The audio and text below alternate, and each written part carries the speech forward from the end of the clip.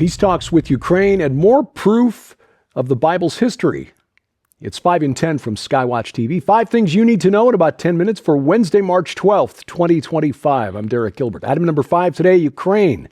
Negotiators for the United States and Ukraine met behind closed doors for hours in the Saudi Arabian city of Jeddah Tuesday. This was after Kyiv launched its largest drone attack on Moscow of the war Monday night into Tuesday morning. U.S. Secretary of State Marco Rubio told reporters on the way to Saudi Arabia the meeting would be important to gauge whether Ukraine was willing to make concessions to reach peace. Now, breaking news as we're recording this on Tuesday afternoon, Ukraine reportedly willing to agree to a 30-day ceasefire as a prelude towards further negotiations toward finally settling this 3-year-old war between Ukraine and Russia. Meanwhile, while Ukraine's battlefield positions are under heavy pressure, particularly in that Kursk pocket, that's that region just north of Ukraine into southern Russia, where Ukraine had managed to take some territory. Russian forces there methodically destroying bridges behind the Ukrainian troops to cut off their exit. That may have something to do with Ukraine's sudden willingness to discuss peace, because those troops now have nowhere to go.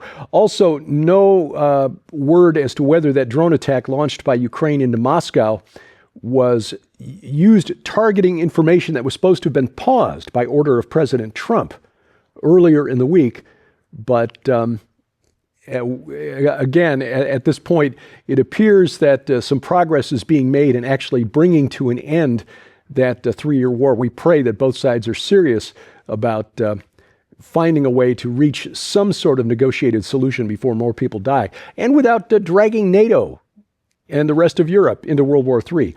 Topic number 4, the Middle East. Meanwhile, the Middle East map continues to change. Syria, under interim President Ahmed al-Sham, the gentleman on the right on the screen behind me, the leader of HTS, or as we call him here, Al-Qaeda in suits, reached an agreement with the Kurdish-led Syrian Democratic Forces, or SDF, to bring that armed group, which controls pretty much everything east of the Euphrates River inside Syria, into the state institutions. In other words, under the control of the government based in Damascus.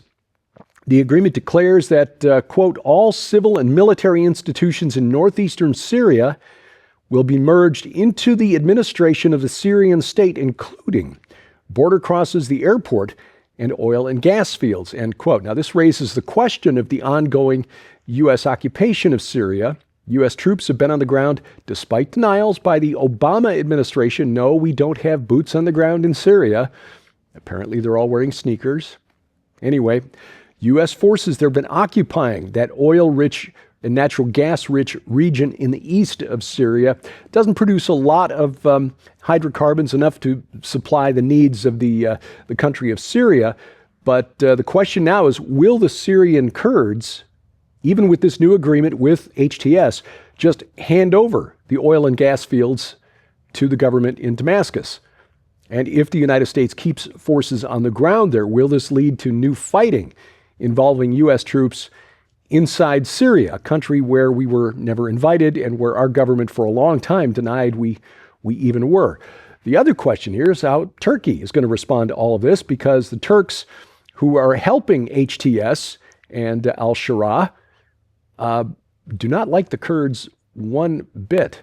So this is going to be rather interesting to see how this all plays out. The timing of this deal, by the way, rather strange, given that reports now from Syria indicate that as many as 7,000 Alawites and Christians in the west of Syria may have been killed by the armed forces aligned with HTS. Meanwhile, Israeli negotiators Tuesday set to resume talks on a ceasefire in Gaza. This is in Doha, the capital of Qatar, along with the U.S. envoy to the Middle East, Steve Witkoff. The first phase of this ceasefire deal expired on March 1st. Israel has since resumed limited airstrikes on Gaza. Dozens of Arabs have been killed in those airstrikes. One of the interesting developments is that the Israelis are quite upset with the United States because Witkoff sat down with representatives from Hamas. And it's been the policy of the United States government for decades that the U.S. does not negotiate with terrorists. And Hamas has been designated a terrorist organization by the U.S. government since 1997. Hamas has reportedly introduced fresh elements toward a ceasefire, calling for a 5 to 10 year truce instead of a demand for a permanent ceasefire. The offer to lay down its arms and even have its network of tunnels underneath the Gaza Strip demolished. Of course, Israel at this point is saying, we're going to get all of those things anyway, whether Hamas wants it or not. But anyway, we will see how these talks in Qatar proceed. Speaking of negotiations, topic number 3, the budget. Here in the United States, we're just a couple of days away from another potential government shutdown. Doubt that Congress allows this to happen. The House is expected to pass a stopgap funding measure on Tuesday, what they call a continuing resolution, where they just vote to continue the previous budget, but the House has not fulfilled its constitutional obligation to pass a budget since 2008, the last year of George W. Bush's term. Rather than do that, they just say, okay, well, let's just continue spending along the lines of the last budget. And this is how they just keep kicking the can down the road and keep the government from shutting down. It looks like the House Freedom Caucus, conservative Republicans in the House, have agreed to go along with this for another 6 months to give the Trump administration time to get its spending priorities in line and present a budget for the House to actually pass, to actually get back to doing business the way the Constitution says our government is supposed to do business, passing a budget every single year. But there are some individual members like Thomas Massie of Kentucky who said, I'm not voting for it. Why would we continue spending the way we've been spending when DOGE is finding all of this waste? It's like, okay, we get it, but if you don't pass it, the government shuts down. There's some arguments that might not actually be a bad thing. But anyway, we'll see. It looks like it's going to pass the House. The Senate, another question. It is both amusing and frustrating as a political observer to watch the posturing by the two main political parties, depending on which one is in control of Congress and or the White House. Either passing the continuing resolution is a threat to national security, or not passing the continuing resolution is a threat to national security. It's like watching a soap opera or pro wrestling, where the wrestlers change sides. Oh, now he's a good guy. Now he's a bad guy. Now he's a good... That's what we're seeing here. Because when it was the Democrats in charge passing the continuing resolution, Republicans were opposed. Now they're all in favor, and vice versa. Topic number 2, the border. Interesting development this week. Bill Malugin of Fox News breaking this story. The Trump administration has relaunched an app that the Biden administration had put out there called CBP-One, Customs and Border Protection 1, that allowed migrants to apply for asylum in the United States on their smartphones. Just download the app, tap a few answers to some questions, and then you can fly straight into the country. Nearly 1 million, about 970,000 migrants just bypassed the border altogether, just flew right into the country using CBP-One. Well, that app has now been relaunched and automatically updated. It's now called CBP-Home. The new features: it allows non-immigrant aliens to apply for and pay fees for an I-94. That's a temporary travel permit that allows them 72 hours inside the country. And then they can also then announce their intent to go home. Because if they don't self-deport, the device onto which they've loaded the app, which is pinging cell towers and GPS satellites, will let Customs and Border Protection know where they are, and they will be deported involuntarily, never to return. At least if they self-deport, they can apply and come back in legally at some point. But now, thanks to CBP-One, they may actually go home and be barred re-entry. Coming up, more evidence of the Bible's history. Yes, archaeology is cool. I'll tell you what they found next on 5 and 10. Well, ladies and gentlemen, you can support the ministry of Skywatch TV and our continued efforts to share the gospel of Jesus Christ throughout the 4 corners of the world, and receive your very own copy of this urgent new work when you order the Tracking Toward Tribulation special offer.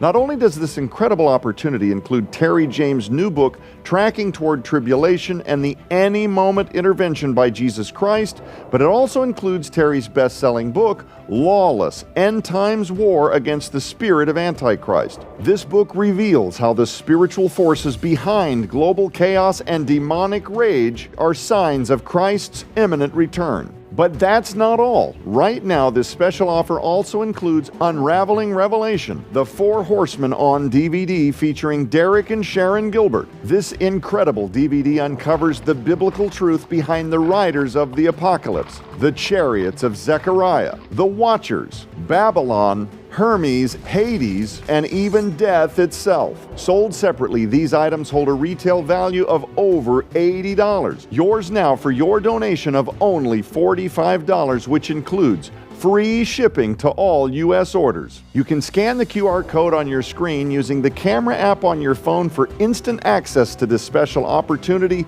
You can also visit us at skywatchtvstore.com or call 1-844-750-4985 and ask for the Tracking Toward Tribulation special offer right now. Item number one today, at Megiddo, the site of some very famous battles throughout history.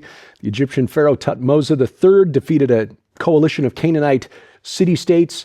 And then in the 7th century BC, the last good king of Judah, Josiah, was killed in battle with Pharaoh Necho in the Egyptian army that was coming through the pass there at Megiddo on its way north to the northern Levant to come to the aid of the Assyrians, who were on the verge of being destroyed by Nebuchadnezzar and the Chaldeans, the new rulers of the Neo-Babylonian Empire. This was in 609 BC. Well, archaeologists have published a new report showing that in a newly excavated building at Tel Megiddo, the ruins of the city of Megiddo, they found 5 rooms containing unexpectedly large amounts of low-quality Egyptian and Greek pottery, the kind of pottery that soldiers would take with them on campaign. The kind of stuff that they wouldn't care if you'd leave it behind because, when it gets down to fighting, you don't want to be worried about, whether or not your jugs and pots are weighing you down. Anyway, these were apparently left behind by the army of Pharaoh Necho and presumably Greek mercenaries. They were well known in the ancient world. According to 2 Kings chapter 23, Necho defeated the Judean king Josiah at the Battle of Megiddo, 609 BC. And so just more physical evidence that the history contained between the pages, between the covers of our Bible, the pages therein, is accurate. And it's another reason we say archaeology is cool. This week on Skywatch TV, we talk about the future, talking about end times prophecy with expert Terry James. He is the editor of a new book called Tracking Toward Tribulation, which is not just wonderfully alliterative, but it's also a good collection of essays from experts on a variety of subjects related to end times prophecy. This week we talk about a chapter contributed by our Donna Howell on the state of faith in the modern church. Is the Western church a cult? It may step on some toes, but she makes a really strong case that yes, in fact, it is. Don't miss the program. You can watch it right now over the air. Our broadcast schedule is posted to skywatchtv.com/channels. Now, you can also watch it on demand. Roku, Apple TV, Amazon Fire TV. If you've got a smart TV preloaded with Roku or Fire TV, make sure you've got the Skywatch TV channel installed. That brings all of our video content, including these daily news updates, right to your big screen. You can also catch us on the internet, rumble.com/skywatchtv or youtube.com/@skywatchtelevision. Subscribe, share, click the bell for notifications. Hit the like button, or download all of our content right to your smartphone or tablet. Our free mobile app has a number of features, not least of which, of course, bringing all of our video content and putting it right in the palm of your hand, whether you're carrying an iOS, Android, or Amazon Kindle Fire phone or tablet. And we have links to all of their app stores at our website, skywatchtv.com/app. Follow us online. That is 5 in 10. YouTube.com/@5in10. Subscribe, share, click the bell for notifications, hit the like button. And on X @5_in_10. And thank you for watching as we keep watch. I'm Derek Gilbert. This is 5 in 10 from Skywatch TV.